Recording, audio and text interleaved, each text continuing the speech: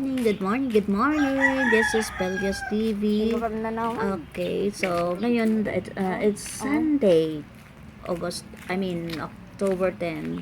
Dapat pahinga ko ngayon, kaya lang dapat magkukuha ako ng tao na maghahakot ng gravel and sand doon sa taas kasi ay slab this week.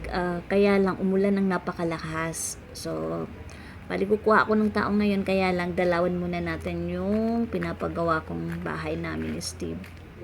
Check muna natin. Ayan. So actually umabot na ng 4 months ito. Ayan pa lang ang nagagawa. Medyo may kabagalan ata. Kaya lang ang ano ko kasi ay arawan. Meron akong foreman, dalawang carpenter at dalawang labor. So, sa ngayon, for 2 weeks, hindi sila makabuo ng trabaho gawa ng panay ang ulan. So, minsan, 2-3 tao lang pumupunta. Ayan. So, ito guys, as usual, nasabi ko na dati na ito yung magiging room ng aking anak. Ayan, semi-finish na siya.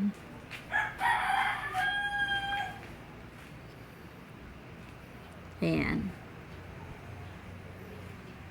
Tapos, ito naman yung aking room. Naming room ni Steve. Meron siyang balcony. Bali, ito magiging sliding door. Ayan.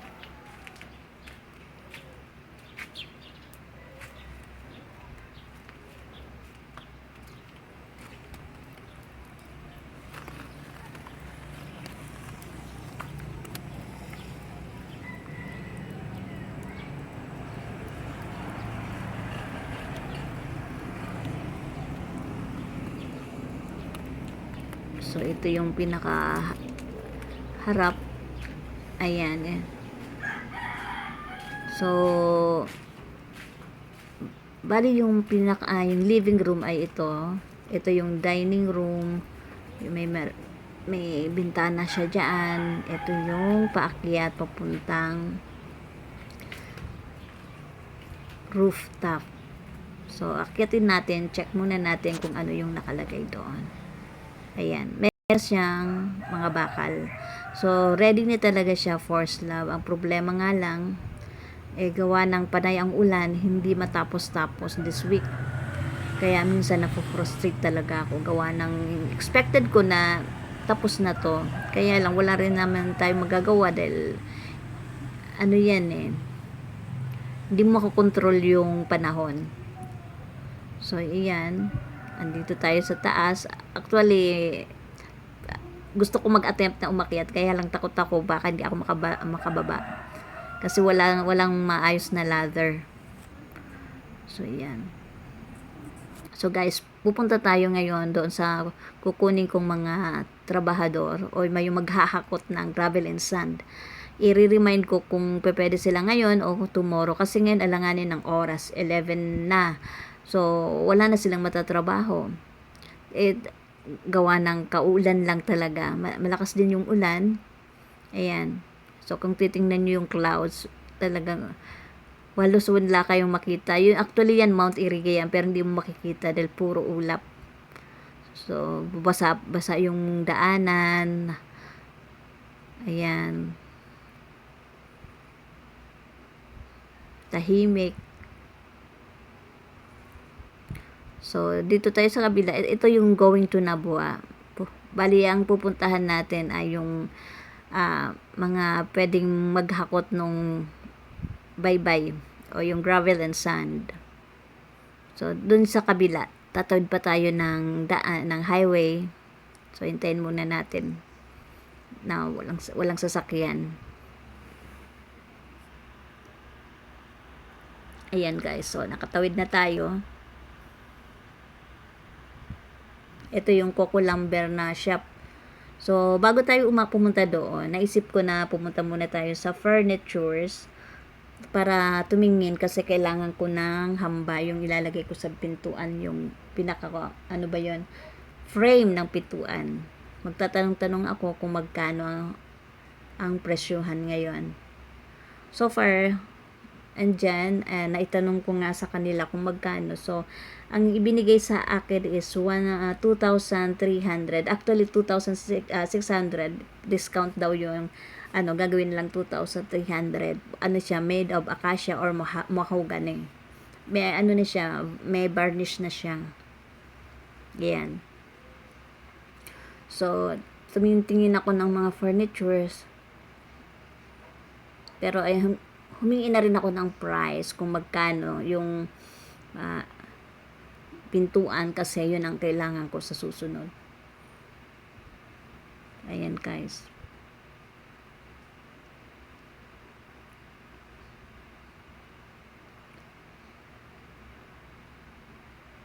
Actually, nag-iisip pa ako kung anong kulay talaga ang gagawin kong pintuan. Wala pa akong idea.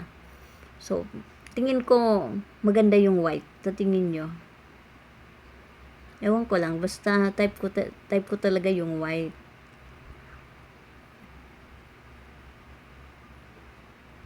Ayan. So, nakapagtanong na ako. Ngayon, pupuntahan na natin yung mga trabahador.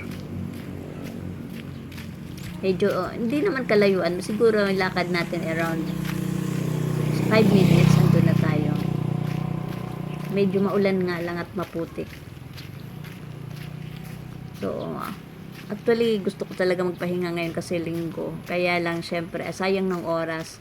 Ang dami kong gustong puntahan, ang dami kong gustong ayusin, kaya lang hindi ko din naman maayos gawa ng, syempre, kailangan mong bantayan yung pinapatrabaho sa trabaho. Kasi ang hirap-hirap kasi ng, alam mo guys, ngayon talaga,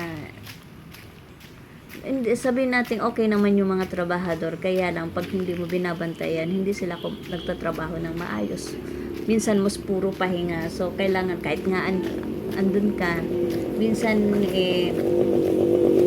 nahayaan ko na lang, ayoko na lang mag-comment, pero nakaka-stress kasi syempre andun niya, alam ko naman kaya trabaho yan, minsan pinapabagal so yan, kukunin ko sana kaya lang hindi tayo doon sa iba. So okay na. Bali, kumausap ako doon, nasabi ko kailangan ko ng 4 na tao. Medyo mga tinatamad ngayon palibhasa sa linggo. So, sabi nila bukas na nga lang daw. Kaya nung nakausap ko na sila, bumalik na agad ako kasi hindi ako pwedeng, alam mo naman, mahirap ngayon, pandemic. Hindi ka pwede talaga magbabad sa labas. Although, dito sa Iriga talaga, sabi ko nga, medyo safe ko. Kung makikita nyo, walang masyadong gaanong tao dyan na nakakasalubong ka, tahimik. So, hindi mo gaanong problema. Hindi tulad pag sa Manila, talagang congested ka talaga. Ang daming tao, kabilet kanan, traffic. Pero ewan ko ngayon, wala na ako idea. Kasi more than 2 years na ako hindi nakakapunta ng Manila. Simula nung nagkaroon ng pandemic. Ayan guys. So, nakausap ko na sila. Okay naman, bukas daw sila pupunta.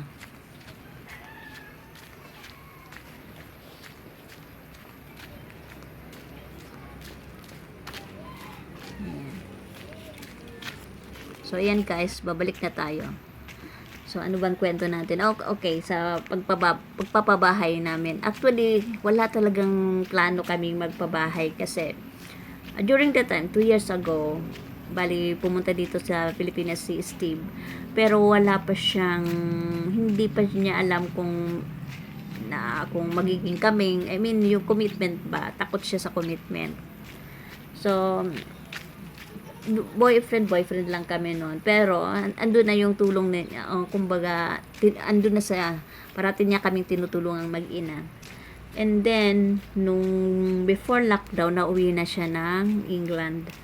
And siguro after few months na-realize niya na gusto niya nang mag-settle down dito. Ang problema, hindi nga siya makabalik gawa ng yung restriction sa natin sa immigration. Kailangan lang nilang magbukas para at least makauwi na siya. And then siguro yung tagal namin di nagkikita, doon niya naisip na magpagawa at magpatayo ng bahay.